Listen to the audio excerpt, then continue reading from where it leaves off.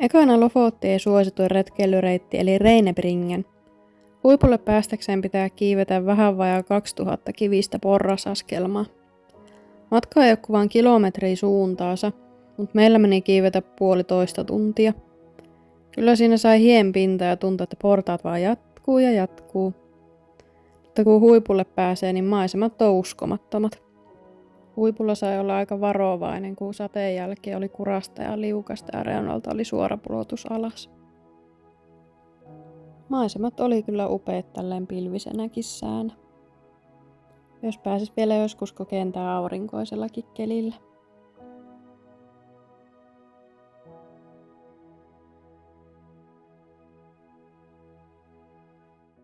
Norjan yksi vierailuimpia vesiputouksia eli Vordingfosse. Täällä pääsee ihailemaan syvään kanjoniin laskevia upeita vesiputouksia. Näitä voi ihastella monilta eri näköalatasanteilta tai kanjonin pohjalta. Me kierrettiin kanjonia ympäröivää näköalatasannetta. Täälläkin korkean paikan kammua koeteltiin, kun näköalatasanteet kulkivat osittain kanjonin yli. Putoukset ovat 182 metriä korkeita ja virtaavat Maapodalenin kanjonin läpi. Me käytiin täällä ilta-aikaan, joten oli rauhallista ja paljon parkkitilaa. Niin katseltiin maisemia sitten ihan rauhassa ja siinä vierähtäkin monta tuntia.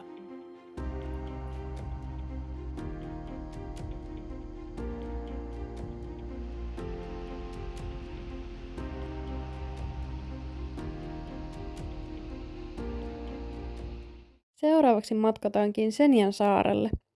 Hesten ja Sekla ovat Senjan upeimmat huiput. Me kivettiin Hestenille, jolla on helpompi kiivetä ja saa paremmat näkymät jylhempään Seklaan. Parkkipaikka, josta molemmat reitit lähtevät, on maksullinen. Nousu Hestenin huipulle on 2 kilometriä pitkä ja alku oli helppoa ja tasaista nousua.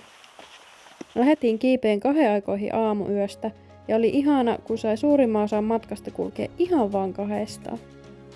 Matkalla haastettiin korkeapaikan kammosta, kun kurkittiin reunaa yli suoraa pudotusta. Loppumatka olikin sitten vaikeampi ja joutui ihan nelivetona kiipeämään ylös. Jälkeenpäin huomattiin, että takaisintulomatka oli paljon helpompi, joten kannattaa nostaa huipulle oikeaa puolta, niin ei tarvitse kiipeillä niin kuin me. Huipulla sitten ihailtiin yöttömän yön aurinkoa, ja että tästä paikasta tuli vielä vähän taianomaisempi, niin Antti kosi mua täällä huipulla. Korsabrua, Pohjois-Euroopan syvin kanjoni, joka sijaitsee vain 1,5 tunnin ajomatkan päässä Kilpisjärveltä. Luontopolku kanjonille lähtee Puusillan jälkeen, josta löytyy maksullinen parkkipaikka. Korsabrualle kulkeva luontopolku on tästä reilu 2 kilometriä suuntaansa. Matka Korsalle on jo erittäin näyttävä.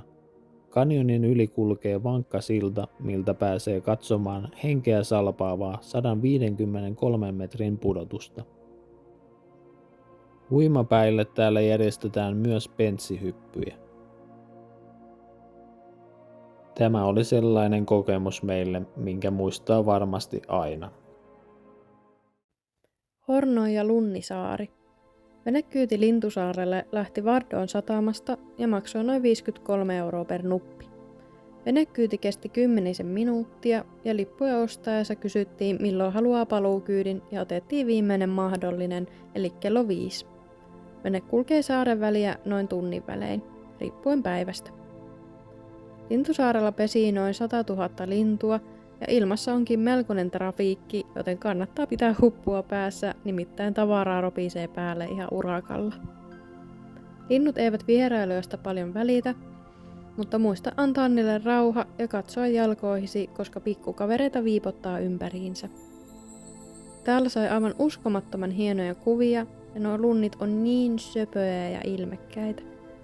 4 tuntia vierähti tosi nopeasti eri lintujen touhuja katsellessa ja maisemia kuvaillessa.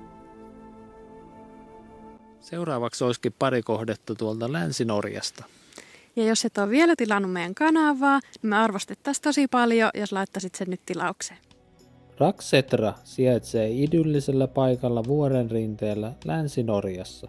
Sinne johtava 1,1 kilometrin pituinen reitti alkaa Oppenheimista Strynin ja Loenin välillä. Reitti on kohtalaisen haastava, mutta maisemat palkitsevat vaivan. Nousuun meillä meni aikaa alle tunti, alueen yksityisomistuksessa, joten leiriytyminen ei ole sallittua vuoren rinteelle. Raksetra on kaunis ja erittäin kuvauksellinen kohde Loenissa. Se tarjoaa upeat näkymät sinivihreälle vedelle, ylhille vuorille ja viehättäville samalkattoisille mökeille. Maisema on kuin suoraan postikortista. Tämä paikka on ehdottomasti näkemisen arvoinen, jos matkustat Länsi-Norjaan. Trollkirkko eli Peikkokirkko sijaitsee Hustavikan kunnassa Norjassa.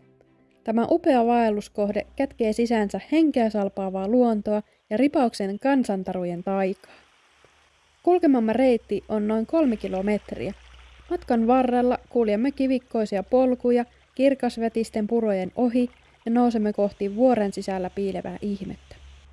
Perillä meitä odottaa harvinaiset kalkkikiviluolat ja vaikuttava 14 metriä korkea maannalainen vesiputous. Paikka, jossa voi todella aistia mystisen tunnelman. Ei ole vaikea kuvitella, että peikot voisivat pitää täällä omia salaisia rituaalejaan. Nimi Peikkokirkko viittaa juuri tähän erikoiseen, lähes kirkkomaiseen juhlavaan ilmapiiriin, joka tekee paikasta ainutlaatuisen. Muista ottaa mukaan hyvät kengät, taskulamppu ja säänkestävät varusteet. Tämä on yksi Norjan luonnon helmistä, jota ei kannata jättää väliin. Tervetuloa Pohjois-Norjan upealle arktiselle saarelle, joka sijaitsee Sommaroilla. Tämä pieni saari tunnetaan valkoisista hiekkarannoistaan ja kirkkaasta merestä. Erityisen mielenkiintoista on se, että monet saaren kauniista rannoista sijaitsevat aivan saaren länsirannikolla, tarjoten upeat näkymät auringonlaskuun ja mahdollisuuden nauttia rauhallisesta ympäristöstä. Saarella voit rentoutua rannalla, ihailla vuorimaisemia tai kokeilla paikallisia aktiviteetteja. Se on täydellinen paikka paeta arjen kiireitä ja kokea pohjoisen kauneutta. Yöttömän yön aikana aurinko pysyy taivaalla ympäri vuorokauden, luoden taianomaisen tunnelman ja mahdollisuuden nauttia luonnon hiljaisuudesta milloin tahansa. Luovutat Rullakiviranta eli kivihöperön paratiisi. Tällä rannalla pääset ihastelemaan värikkäitä sileiksi hioutuneita kiviä. Parkkipaikalta rannalle on vähän reilu 2 kilometriä vaihtelevaa maastoa. Oli justiin satanut, kun me tänne kuljettiin, niin sateella oli liukkaita kallioita ja kivikkoista ja kurasta polkua, niin kannattaa olla varovainen. Korkeuseroakin on matkan varrella ja pääset sen aikana ihastelemaan upeaa rantaviivaa. Rannalla oli ihana istua ja kuunnella, kun pyöreät kivet kuulostivat aalloissa kuin marmorikuulilta. Kannattaa tutkia rantaa myös pidemmälle ja ihastella upeita kalliomuodostelmia. Tällä rannalla sisäinen lapsi taas heräsi, kun yritti etsiä toinen toistaan hienompia kiviä ja muita aarteita, mitä rannalta löytyi. Käytiin täällä vielä seuraavana päivänä uudestaan, kun aurinko paistoi, niin ranta oli vieläkin upeampi.